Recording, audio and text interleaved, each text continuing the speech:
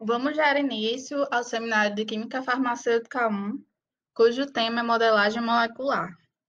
Eu me chamo Valdenise e o meu grupo de trabalho é composto por Amanda Gabriela, Emanuela Ananias, Evelyn Carvalho, Luane Lima, Samara Costa, Valdenise Santos. Bom, inicialmente, nós vamos à apresentação do nosso protótipo, que é esse, em que nós realizamos a identificação de todos os grupos ionizáveis dessa estrutura, que estão apontados por seta, como se pode ver. Depois disso, nós vamos ver quais eram as microespécies possíveis dentro de um determinado pKa, que seria o de 7,4, que é um pH próximo ao pH do sangue humano. Então, nós tivemos duas microespécies possíveis, em que, como vocês podem ver, a microespécie 1 ela não apresenta carga e a microespécie 2 ela apresenta. E depois de nós vermos quais seriam essas microespécies possíveis, nós fomos ver qual dessas duas microespécies é mais abundante. E aí nós vimos que a microespécie que ela tem a carga, que ela possui o NH+, ela é mais abundante dentro dessa faixa de pH, com cerca de 99,79% de abundância.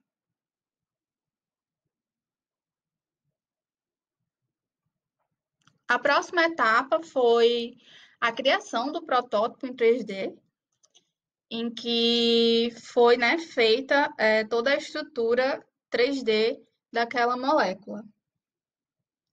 Depois disso, nós fomos ver qual era a relevância daquela molécula. E aí a gente tem um contexto, que o desenvolvimento dos fármacos antivirais ele é muito importante atualmente, principalmente pelo surgimento de cepas que acabam sendo mais contagiosas, como, por exemplo, a H1N1 e a H5N1. Então, sabendo disso, a gente tem que conhecer o mecanismo desses vírus. E aí a gente tem que o vírus da gripe ele vai se replicar no núcleo das células infectadas, em que a polimerase de RNA dependente de RNA viral heterotrimético com as subunidades PA, PB1 e PB2 vai ser responsável pela replicação e transcrição do genoma do RNA viral de fita simples. Então, é assim que o vírus da gripe ele consegue se replicar no corpo humano, nas células, Então, por isso, entendendo esse mecanismo, a gente entende que se a gente tem uma molécula que gera uma inibição por direcionamento para os domínios de ligação de PB2 ou de nuclease PA, a gente pode ter aí um protótipo que represente uma alternativa para interromper diretamente essa replicação viral em um estágio inicial. Então, foi toda essa a relevância do nosso alvo que nós podemos ver. Essa aqui é a estrutura, consta um print do site PDB, que mostra qual foi a estrutura escolhida para a próxima etapa. E a próxima etapa ela é correspondente justamente ao ancoramento molecular. E nesse ancoramento molecular, a gente pode ver que onde está circulado nessas estruturas vai representar justamente o sítio de ligação do nosso PDB, que é justamente onde a ancoragem molecular ela vai estar sendo realizada. E aqui está o resultado desse ancoramento molecular, como se pode ver. Depois disso, nós fomos para a construção do análogo do nosso protótipo. E sobre o nosso protótipo, o que nós percebemos foi que se tratava de uma molécula muito lipofílica. Então, ela acabava sendo hidrofóbica.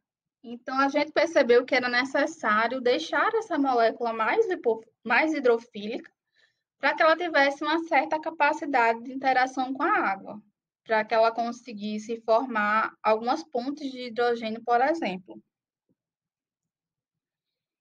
Então, para a formação dessas pontes de hidrogênio, foram adicionados, para auxiliar, né, alguns oxigênios que fizeram com que essa molécula ela passasse a ser mais solúvel em água. No entanto, para também não perder tanto assim a característica de lipofilicidade dessa molécula, a cadeia carbônica ela também foi aumentada, como se pode ver aqui, em que foi feito quase um anel.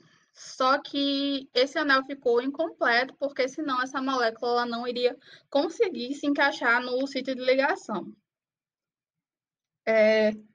Outro ponto aqui é que o peso da molécula também foi aumentado para que ela conseguisse ficar mais tempo no organismo, e aí isso foi feito graças à adição do iodo. Então, esse aqui é o análogo que a gente encontrou que ele possui a melhor interação com o sítio de ligação no pH 7,40, sendo esta a microespécie mais abundante com 99,30%. E aqui a gente tem o DOC, né, do análogo, que mostra o resultado do ancoramento molecular para esse análogo. E depois a gente tem algumas análises do análogo, em que aqui nessa parte estão sendo mostrados o peso do corpo da molécula e a sua anfifilicidade, né, que é suas características tanto hidrofílicas como lipofílicas, e também o tamanho delas. E aqui é mostrado mais alguns dados, como, por exemplo, sobre a solubilidade da molécula, sobre a farmacocinética. E, por último, a gente tem uma comparação das características do análogo e das características do protótipo. Então, a gente vai ter aqui apresentado que o nosso análogo ele é uma molécula mais pesada, né, como foi dito anteriormente, pela adição do iodo, que é uma molécula mais hidrofílica, que possui uma característica anfifílica, um pouco diferente da molécula do protótipo, que ela já é mais lipofílica e tem características mais hidrofóbicas. Então, aqui a gente vê isso. Aqui a gente tem mais algumas comparações, como, por exemplo, a solubilidade em água e a farmacocinética. Como a gente falou, o fato de ter sido adicionado iodo fez com que essa molécula ela passasse mais tempo, né, no organismo, no caso do análogo, e com que o análogo ele apresentasse uma solubilidade também maior do que o protótipo. Então, basicamente foi isso. Esse foi o nosso trabalho e essas são as referências. Muito obrigada.